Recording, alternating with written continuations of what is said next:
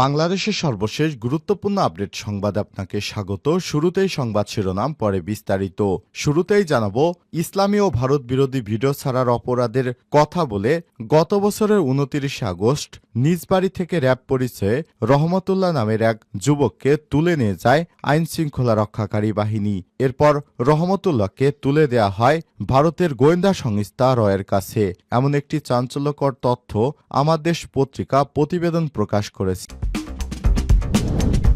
জানাবো, সঙ্গেই থাকুন।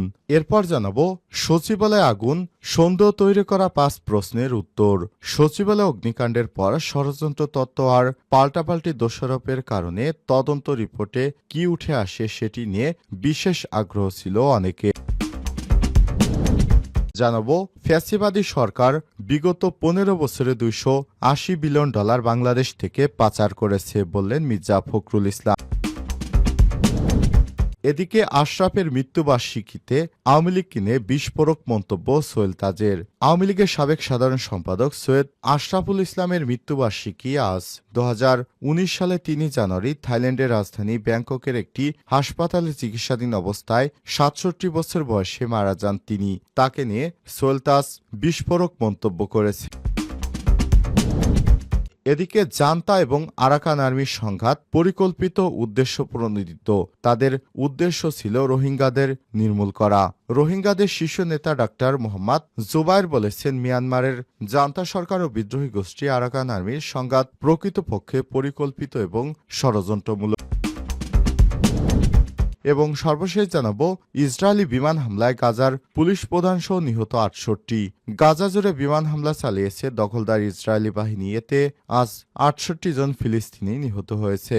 হামলা চালানোয় হামাসের নিয়ন্ত্রিত পুলিশ প্রধানের মৃত্যু হয়েছে। প্রিয় দর্শক, এতক্ষণ শুনছিলেন সংবাদ শিরোনাম, এবারে বিস্তারিত।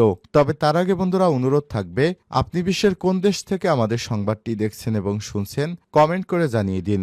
আপনি যদি এই চ্যানেলে নতুন হয়ে থাকেন, আমাদের সংবাদটি দেখতে দেখতে চ্যানেলটি সাবস্ক্রাইব করে রাখুন। এই সংবাদটিতে একটি লাইক দিয়ে দিন, ভালো লাগলে বন্ধুদের মাঝে শেয়ার করে দিন।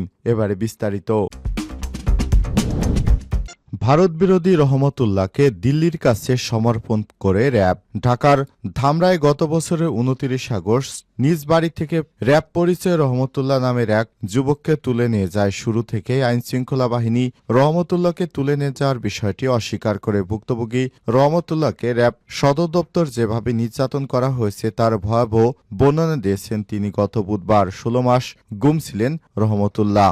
এর মধ্যে র‍্যাব সদর দপ্তর ৯ মাস এবং বাকি সময় তাকে ভারতে রাখা হয়েছে। ভারতের দুটি জেলখানায় ৭ মাস জেল কেটেছেন রহমতুল্লাহ। তারা তাদের গায়ের যত শক্তি আছে তা দিয়ে পেটাতো রহমতুল্লাহকে। কান্নার শব্দ যেন বাইরে বের না হয়ে যায়, এজন্য যান্ত্রিক পাখা চালিয়ে দিত। যান্ত্রিক পাখার শব্দ হারিয়ে যেত কান্নার আওয়াজ। রহমতুল্লাহ নির্যাতনের বর্ণনা করতে গিয়ে ২০২৩ সালের ২৯ আগস্ট মধ্যরাতে র‍্যাবের গাড়িতে তোলার পরই তাকে হাতকড়া ও মাথা থেকে শুরু করে গলা পর্যন্ত টুপি পরিয়ে দেওয়া হয়। এরপর পর্যায়ক্রমে তাকে ধাপে ধাপে র‍্যাবের গাড়িতে উঠিয়ে তারপর দিল্লির সন্ত্রাসী বাহিনীর কাছে তুলে দেওয়া হয়। ভারতীয় বাহিনীর কাছে তাকে তুলে দেওয়া হয়। এরপর টুপি খুলে জিন্সের কাপড় দিয়ে চোখ বেঁধে ফেলা হয়। এভাবেই ৩ দিন রাখার পর তাকে জিজ্ঞাসাবাদ শুরু করে ভারত। রহমতুল্লাহ জানান, তাকে র‍্যাব হেডকোয়ার্টারে মোট ৬ মাস রেখেছিল। এরপর সেখান থেকে ১৫ মিনিটের দূরত্বে আরেকটি জায়গায় নিয়ে যাওয়া হয়। ৩ মাস রাখা হয় সেখানে। এই ৯ মাসই তার চোখ বেঁধে এবং হাতে হাতকড়া পরিয়ে রেখেছিল তারা। এমনকি অজু ও নামাজের সময় হ্যান্ডকাপ খুলে দিত না, ঘুমানোর সময়ও হ্যান্ডকাপ খুলে দিত না, শুধু খাওয়ার সময় ডান হাতের হ্যান্ডকাপ খুলে দিত। তারা তার গায়ে যত শক্তি আছে তা দিয়ে পেটাতো। কান্নার যতই শব্দ হোক না কেন তারা পাখা চালিয়ে দিত যাতে করে তার কান্নার শব্দ বাইরে না যায়। ইসলামী ও ভারত বিরোধী ভিডিও করার অপরাধে তাকে এভাবে মারপিট করেছিল বলে অভিযোগ ধামরাইয়ের এই যুবকের। আমার দেশ পত্রিকায় এই প্রতিবেদনটি আজ ছেপেছে, আপনাদের জানালাম। সচিবালয়ে আগুন, সন্দেহ তৈরি করা ৫ প্রশ্নের উত্তর।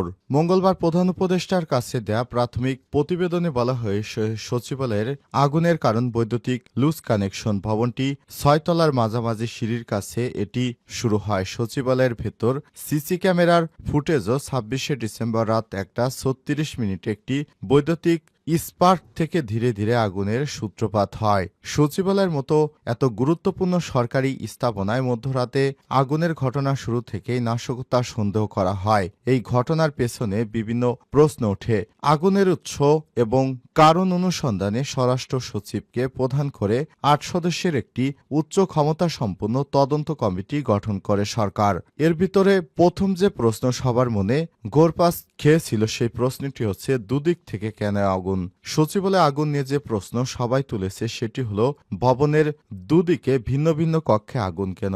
আগুন লাগার পর যে ছবিটি সামাজিক যোগাযোগ মাধ্যমে ছড়িয়ে পড়ে সেখানে সচিবালয়ের সামনে থেকে ৭ নম্বর ভবনটির দক্ষিণ দিক দেখা যায়। সেখান থেকে ভবনের পূর্ব পশ্চিম পাশের ভিন্ন ভিন্ন কক্ষে আগুন জ্বলতে দেখা যায়। বুয়েটের কেমিক্যাল বিভাগের সহযোগী অধ্যাপক তদন্ত কমিটির অন্যতম সদস্য ডক্টর মোহাম্মদ ইয়াসির আরাফাত খান বলেন, আগুনের এই ছবি অনেক পরের দিকের রেকর্ড করা হয়েছে। তিনি বলেন, সাবোটাসকে সামনে রেখে এটা বলা হচ্ছিল যে বিভিন্ন জায়গা থেকে তো একসাথে ফায়ার হতে পারে না। শুরু থেকে আমরা এটা নিয়ে কাজ করেছিলাম। আমরা যখন আগুনের সূত্রপাত থেকে কিভাবে ছড়িয়ে পড়েছে এটা অনুসন্ধান করছিলাম, তখন আপনি যেগুলো কথা বলছেন শুরুতে কিন্তু সব জায়গায় আগুন ছিল না।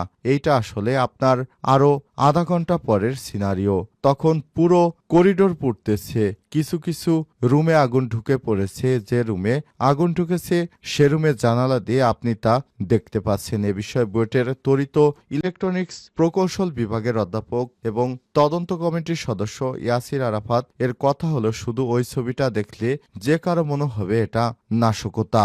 সাদা পাউডার এবং নাশকতার প্রশ্ন। সচিবালয়ে আগুনের ঘটনায় সাদা পাউডার দিয়ে আগুন ধরানো হয়েছিল এই বিষয়টি সামনে এসেছে। এটা নিয়ে তারা তদন্ত করেছে। এরপর কুকুর সম্পর্কে কি তথ্য পাওয়া যায়? সচিবালয়ের ৭ নম্বর ভবনের যে ফ্লোরে আগুন লেগেছে ওই ফ্লোর ৬ তলা থেকে একটি কুকুরের মৃতদেহ উদ্ধার করা হয়েছে। বন্দর সচিবালয়ের ৬ তলায় কিভাবে কুকুর গেল সেটি নিয়ে এখন একটি প্রশ্ন।